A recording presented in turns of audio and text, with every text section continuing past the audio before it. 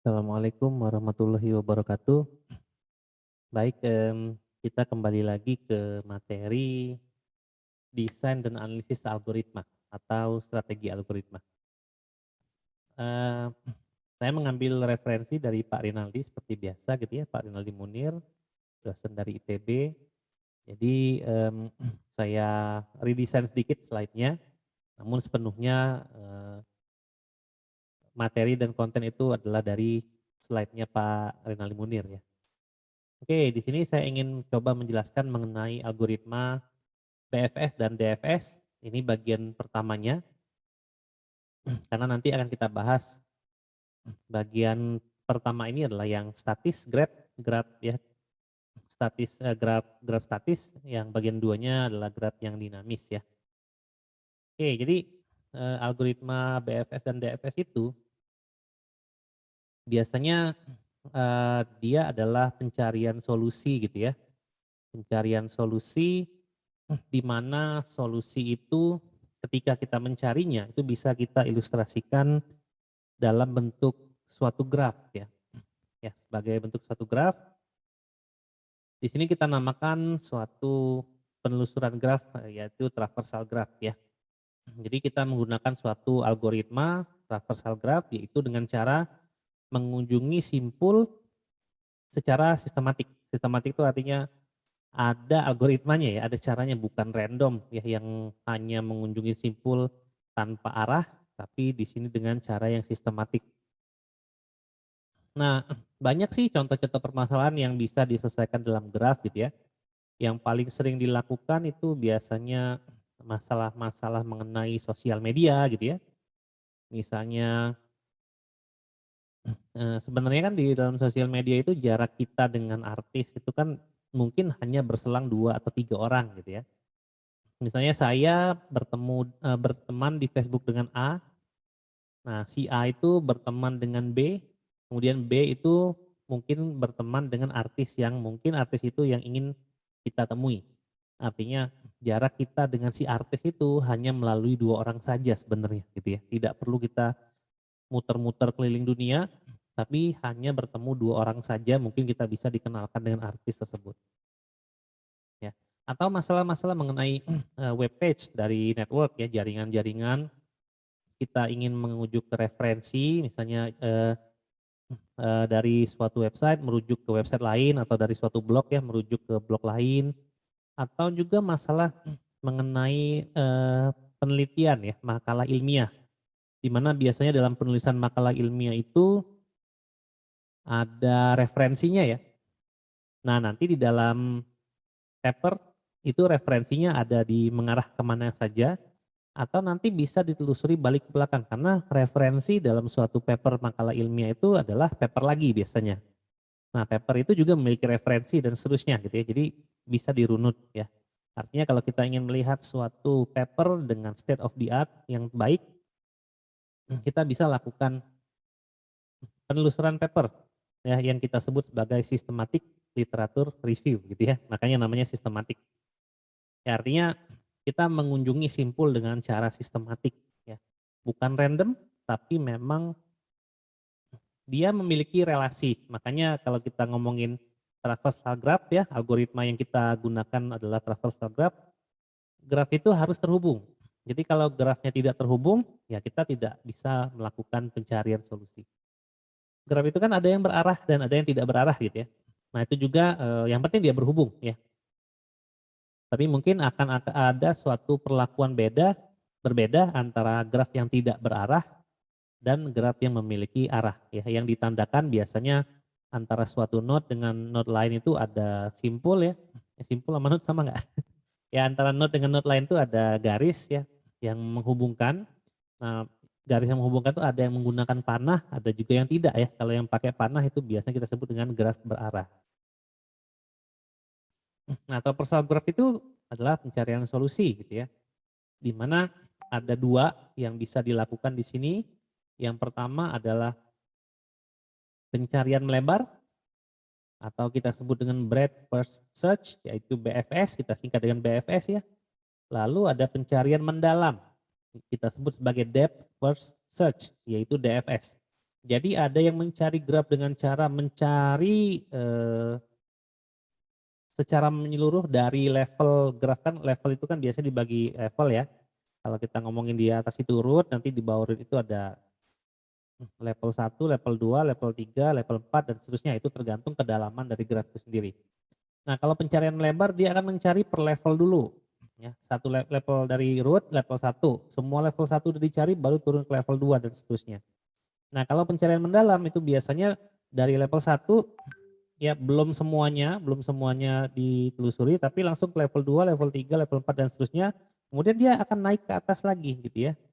Dan akan turun ke bawah lagi gitu ya. Jadi itu adalah pencarian secara mendalam atau kita sebut sebagai depth first search. Ya, nah dari solusi-solusi yang ingin dicari yang bisa direpresentasikan dengan graf gitu ya. Jadi kalau solusinya tidak bisa direpresentasikan dengan graf, kita mencari solusi dengan cara yang lain. Mungkin yang kayak kemarin ya, kita pakai algoritma greedy gitu ya, kita pakai divide and conquer atau bahkan kita pakai brute force. Nah sebenarnya untuk representasi graf ini juga bisa kita lakukan dengan cara brute force gitu ya, karena brute force itu adalah solusi pamungkas dari semua permasalahan yang ada. Nah, apabila kita fokusnya pada pencarian solusi yang direpresentasikan dengan graf, maka akan ada dua cara ya. Ada dua keterangan lah, di mana graf yang kita akan cari itu yang pertama itu adalah yang tanpa informasi.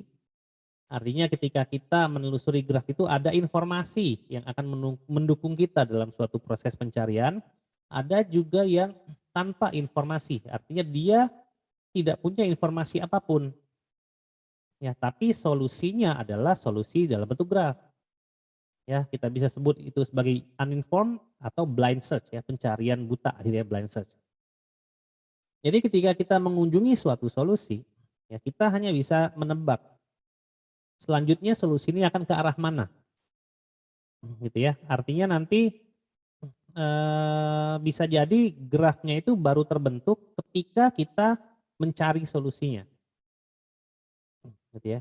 Nah, kalau misalnya dengan informasi biasanya grafnya itu sudah ada informasi tentang relasi antara node satu dengan node yang lain dan seterusnya, lalu kita bisa cari gitu ya. Nah, tapi itu bisa jadi ya, karena nanti akan dijelaskan lagi di slide selanjutnya mengenai masalah grafnya ada terlebih dahulu atau grafnya tidak ada terlebih dahulu gitu ya. Yang pasti ketika ada pencarian di mana pencarian itu ternyata solusi dapat direpresentasikan dalam bentuk graf, maka ada yang tanpa informasi dan yang dengan informasi. Nah, yang tanpa informasi itu ya algoritma yang kita pelajari ini adalah DFS, BFS gitu ya, dan seterusnya. Ada depth limited search, ada iterative deepening search, dan uniform force search, dan lain-lain gitu ya. Nah, kalau dengan informasi berarti dia berbasis heuristik ya, pendekatannya heuristik, ada informasinya, jadi kita menelusurinya berkaitan dengan informasi itu. Bisa jadi ini juga ya, grafnya sudah ada atau bahkan grafnya belum ada dan akan tercipta setelah kita mencari solusinya. Namun dengan informasi itu biasanya pendekatannya ya heuristik karena ada informasi untuk menuju ke goal gitu ya. Ya, jadi makanya dia lebih menjanjikan gitu ya. Nah, contoh algoritmanya adalah best first search atau A bintang ya, A star. Oke, nah di sini kita ada dua cara pencarian solusi gitu ya. Di mana kalau kita ngomongin graf, graf itu ada yang sifatnya statis, ada yang sifatnya dinamis. Nah, ini tadi yang ada kaitannya dengan grafnya. Kalau kita ingin mencari solusi, problemnya itu sudah kita bisa representasikan dalam bentuk graf. Ada node dan node lain yang saling terhubung. Jadi udah kelihatan bentuk grafnya. Nah, itu kita sebut sebagai graf statis, gitu ya. Jadi sudah ada grafnya. Nah, dari situ baru kita mencari solusinya. Jadi proses pencarian itu dilakukan setelah grafnya ada. Ya. Nah, itu biasanya grafnya direpresentasikan sebagai struktur data atau array atau struktur data yang lain ya, yang pasti dia bisa berelasi dengan antara satu dengan yang lain. Dia bisa mungkin linked list gitu ya atau bentuknya tree atau bentuknya apalagi dan lain-lain ya. Nah, ada juga yang graf dinamis. Nah, dinamis ini juga yang saya bilang tadi gitu ya, di mana solusi itu nanti ada dan akan ketemu solusinya, tapi ketika kita representasikan problemnya dalam bentuk graf, dia belum ada grafnya. Nah, sambil mencari, disitulah grafnya terbentuk. Jadi sambil mencari, terbentuklah suatu graf. Ya, jadi graf itu akan dibangun selama pencarian solusi dilakukan. Nah, memang kalau kita ngomong graf dinamis, kadangkala ketika kita melangkah maju untuk mencari solusi itu banyak pertimbangannya gitu ya. Banyak pertimbangannya. Apakah ini merupakan solusi yang kita inginkan atau kita sebut sebagai global optimum solution atau ternyata bukan gitu ya. Atau ini ternyata hanya sebatas solusi lokal saja gitu ya, maksimum lokal saja. Nah, itu nanti akan kita bahas di video selanjutnya ya. Jadi kalau kita sekarang akan fokus ke graf statis terlebih dahulu. Baik, seperti itu kita lanjutkan ya. Ini kita lanjutkan slide-nya.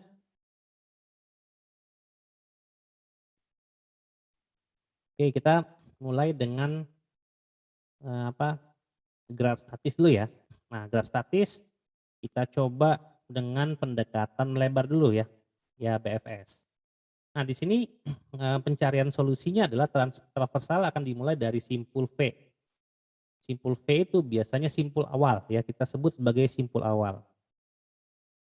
Nah, kalau kita ilustrasikan, kita kunjungi simpul awal dulu, simpul V, lalu kita kunjungi semua simpul yang bertetangga dengan simpul V terlebih dahulu. Jadi yang bertetangga terlebih dahulu.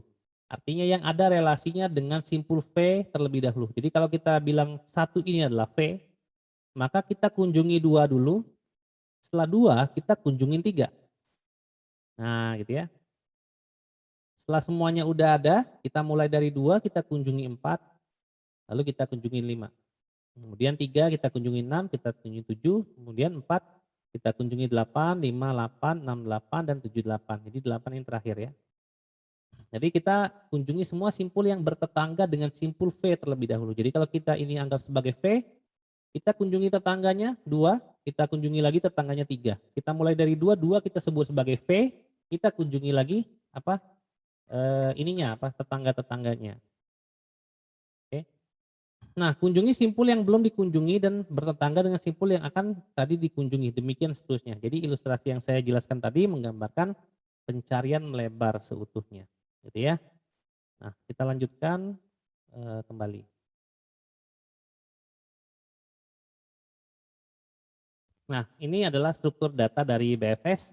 Gitu ya, karena memang BFS yang kita bahas ini adalah di graf statis ya. Jadi dia biasanya direpresentasikan dalam bentuk struktur data. Jadi dia biasanya memiliki suatu matriks ya, di mana dia punya matriks ketetanggaan ya, ilustrasinya adalah matriks A ya, di mana ada anggotanya yaitu AIJ yang berukuran N kali N. Nah, AIJ akan bernilai 1 jika simpul I dan J bertetangga. Jadi dia akan lihat dulu simpul-simpulnya ya, A dan B, I dan J, dia akan bernilai 1 apabila I dan J bertetangga dan akan bernilai 0 jika I dan J tidak bertetangga. Jadi dilihat dulu tetanggaannya ya. Nah, kemudian ada antrian. Kita ilustrasikan dengan variabel Q untuk menyimpan simpul yang telah dikunjungi. Karena kalau simpul tersebut sudah dikunjungi atau node itu sudah dikunjungi, maka tidak perlu dikunjungi lagi. Jadi kita tinggal kunjungi tetangganya saja, gitu ya. Nah, kemudian kita juga membutuhkan suatu tabel boolean yang kita beri nama dikunjungi di sini ya, di mana dia akan adalah array bentuknya, di mana dia adalah boolean. Artinya tadi kalau dia sudah dikunjungi ya, simpul ke I, artinya kan A ini kan AIJ ini kan ada banyak ya. Jadi ada A11, A12 dan seterusnya. Nah, kalau memang dia sudah dikunjungi dan dia bertetangga, maka kita isi dengan true. Kalau dia tidak belum dikunjungi, maka kita isi dengan false. Nah, kalau data ini akan selalu diupdate setiap node atau simpul tersebut dikunjungi ya, ketika pencarian solusi berlangsung. Nah, berikut ilustrasi dari BFS ya. Jadi kita Kita sebut saja V-nya tadi 1 ya, yang paling awal, inisialisasi V-nya adalah 1. Kemudian 1 ternyata sudah dikunjungi ya. Jadi kita Q itu adalah menyimpan simpul yang telah dikunjungi. Nah, terus kita bikin array di mana 1 itu sudah dikunjungi ya, maka dia true. Kemudian iterasi 1 dimulai dari 2 dan 3 gitu ya. Karena yang dicari adalah per level ya, sesuai dengan ilustrasi saya tadi. Jadi 1 level ini dikunjungi dulu. Nah gitu ya. Maka kita dapatlah 2 dan 3 kita masukkan ke dalam nilai Q. Karena sudah dikunjungi maka true-nya adalah 1 udah tadi ya, 2 dan 3. Ya. Nah kemudian iterasi 2 kita mulai V-nya 2. Ya. Kita mulai V-nya 2 lalu dikunjungi 4 dan 5. Nah makanya itu 4 dan 5-nya itu true. Ya, kemudian dikunjungi 3 gitu ya. Berarti yang dikunjungi adalah 6 dan 7. Artinya 4, 5 ini juga sudah dikunjungi, maka kita tulis di sini 4 dan 5, 3 juga udah dikunjungi kita tulis 3. Karena dia pencariannya melebar dulu ya, melebar. Nah, sehingga 6 dan 7 juga akan ikutan true. Gitu ya. Nah, setelah itu dari 5 sudah 4, udah 5, ya udah 6, udah 7 kita ke 4.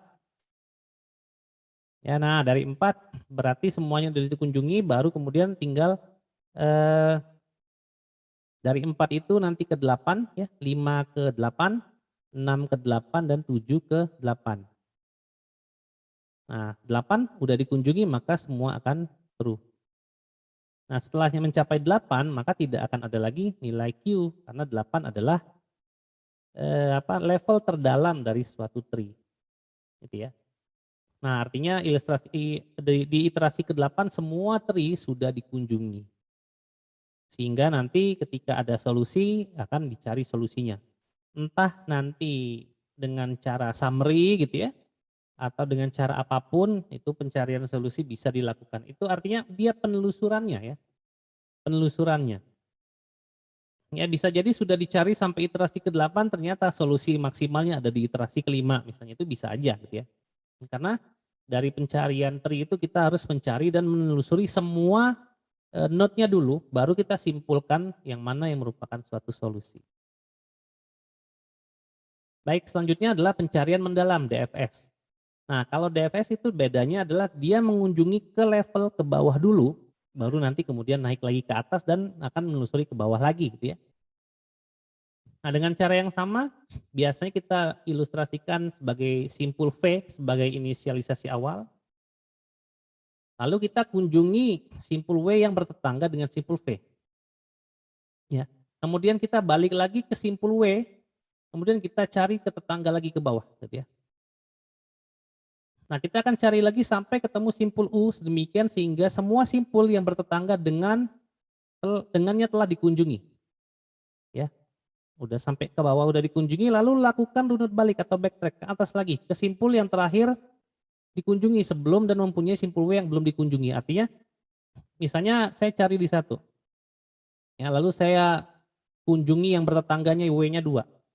Nah, saya ketemu W2, W-nya saya kunjungi lagi ke 4 ya. Dari 4 saya sampai ke U ya, U itu yang akhir 8. Oke, dari 8 itu saya akan melakukan backtrack ke atas lagi.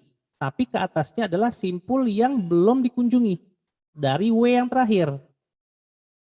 Nah, kalau keempat nggak balik, nggak bisa balik ya karena sudah dikunjungi. Nah, yang belum dikunjungi adalah berarti W terakhir kita 2 ya. Berarti yang belum dikunjungi adalah 5. Dia balik ke 2. Ya. Nanti habis itu yang belum dikunjungi lagi 6. 3, 1. Terus yang belum dikunjungi lagi, yang terakhir adalah 7 gitu ya dan seterusnya ya. Nah, semua pencarian akan berakhir apabila semua simpul yang belum dikunjungi itu sudah dikunjungi dan semua simpul sudah berhasil dikunjungi. Itu bedanya dengan BFS tadi ya. Kalau BFS dia dari 1, 2 dan jadi per level dia. Jadi dari level 0 ke level 1 semuanya dikunjungi, lalu ke level 2 semuanya dikunjungi, lalu ke level 3 semuanya dikunjungi. Nah kalau DFS enggak, dia kunjungi dulu ke tetangganya, terus ke bawah ya, jadi pencarian mendalam itu ke bawah dulu, kemudian dia backtrack lagi ke atas. Ya dia ke atas lagi, dia ke atas lagi ya.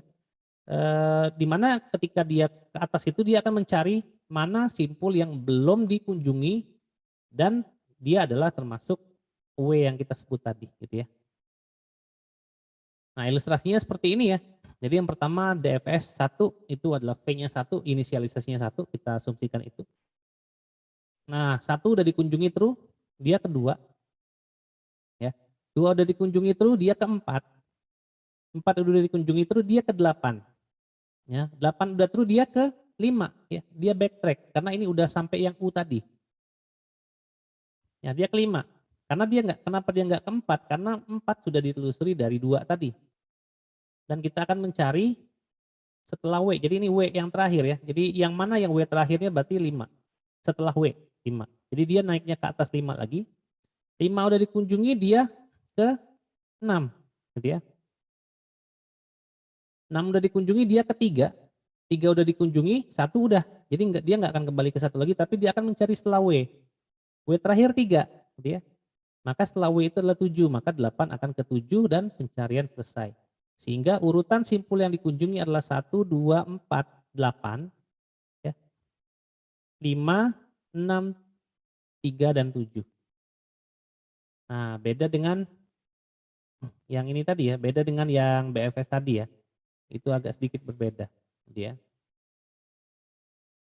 Nah lalu yang kedua itu apabila ada relasinya ya. Nah yang ada relasi ini kan berarti dia terhubung juga ya. Kalau yang ini tadi nggak ada. Nah maka dia pencariannya adalah ke 1 dulu, lalu ke 2. Ya. Dari 2 kemudian ke 3. Dia. Nah dari 3 dia ke 6.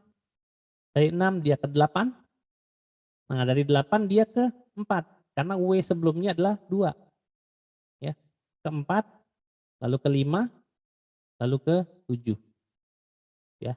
Kemudian kita simpulkan dengan DFS, simpul yang dikunjungi adalah 1, ya 2, 3 gitu ya. Karena dia ke kanan dulu 3, karena ada relasi ini 3. Ya 6, 8. Nah yang terakhir 2, maka dia ke 4 dulu. Balik ke 2 dia nggak bisa, dia backtracknya ke 5. 5 ke 2 nggak bisa karena udah dikunjungi, dia baliknya ke 6. Ke 6, 6 udah ya, 6 udah. Dia nggak jadi backtrack ke 6 tapi dia ke 7 karena ya W yang terakhir adalah 3. Karena kalau ketika dari 7 ke 3 dia nggak bisa lagi karena 3 sudah dikunjungi. Gitu ya. Jadi urutannya adalah 1, 2, 3, 6, 8, 4, 5, dan 7. Nah bagaimana kalau grafnya berarah? Nah kalau grafnya berarah biasanya bisa jadi ketika kita menelusuri graf itu, gitu ya, kita tidak bisa mencapai graf. Karena kalau kita ingin melakukan proses backtrack, nggak bisa dilakukan karena apa? Grafnya memiliki arah. Ya.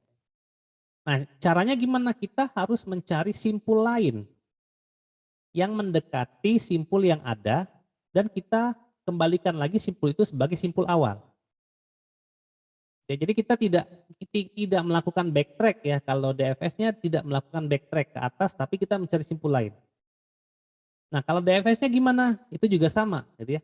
Jadi dia tidak bisa mencapai dia ketika menyebar dia nggak bisa mencapai simpul yang lain karena terkendala dengan arah dari graf itu gitu ya. Nah contoh dari graf ini kita mulai dengan 1. Kalau pencariannya BFS ya, kita bahas BFS dulu. Maka setelah 1 dia pasti 2, setelah 2 dia pasti 4. Gitu ya. Setelah 4 dia ngapain? Apakah 2? 2 nggak bisa karena udah dikunjungi gitu ya. 7 nggak bisa, karena apa? Karena ada arah. Nah caranya gimana? Dia akan mencari graf node lain atau simpul lain di mana dia akan menjadi simpul awal yang baru. Yang paling memungkinkan adalah 3. Gitu ya, 3. Nah setelah 3 dia akan mencari 5. Ya dimulai dengan yang sebelah kiri ya, asal konsisten mau di kiri dulu apa kanan dulu. Yang paling kiri dulu, ya 5. Ya yang selevel dengan 5 nggak ada ya, yang selevel dengan 3 nggak ada ya. Ada 7 ya, kita lihat grafnya ya. Tadi inisialnya 3 ya, 3, 5, 5, 7 karena 5 dan 7 ini sejatinya dia satu level ya. Ini memang ilustrasi grafnya tidak dari atas ke bawah ya, tapi teman-teman bisa bayangkan ya 5 dan 7 ini satu level karena 3 menjadi root-nya gitu ya, menjadi root-nya atau menjadi parent-nya. 5 dan 7 adalah child-nya. Artinya 5 dan 7 itu satu level ya, karena dia memiliki parent yang sama yaitu 3 gitu ya. Nah setelah itu ada lagi nggak? Nggak ada gitu ya. Terpaksa 6 terakhir. Karena 6 adalah satu-satunya node yang belum dikunjungi. Ya, sehingga yang dikunjungi adalah 1, 2, 4, 3, 5, 7, dan 6. Nah kalau DFS gimana? DFS kan mencari yang terdalam dulu. Kalau kita ilustrasikan menjadi 1 adalah inisial, maka yang terdalamnya adalah 4 atau 2, 2 dulu deh 2. Setelah 2, nggak ada lagi kan? Maka dari 1 dia akan ke 4. Setelah 4, nggak ada lagi. Kita mulai dari 3. 3 kita mulai dengan 5. Setelah 5 ada graf ke 6. Setelah 6 balik lagi ke 3. 3 udah dikunjungi. Nggak mungkin 3 lagi. Maka kita ambil 7. Di mana 7 adalah node yang terakhir. Gitu ya. Jadi ada perbedaan pencarian antara DFS dan BFS ketika ketemu graf yang berarah seperti ini. Ya. Dan ada pula perbedaan antara DFS dan BFS walaupun ilustrasi grafnya adalah seperti ini atau seperti ini.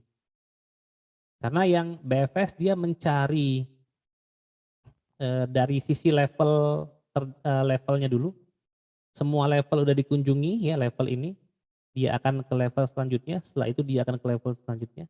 Kalau DFS itu dia akan mencari yang terdalam dulu. Ya, makanya tadi ada yang disebut dengan pencarian melebar, melebar dulu per levelnya, ada yang disebut sebagai pencarian mendalam. Nah, seperti itu kira-kira. Nah, ini adalah DFS dan BFS untuk yang graf statis ya. Untuk graf dinamis kita akan bahas di video selanjutnya. Nah, baik, terima kasih. Seperti itu saja mungkin sharing ya dari video ini. Semoga informasi ini berguna. Demikian saya pamit. Assalamualaikum warahmatullahi wabarakatuh.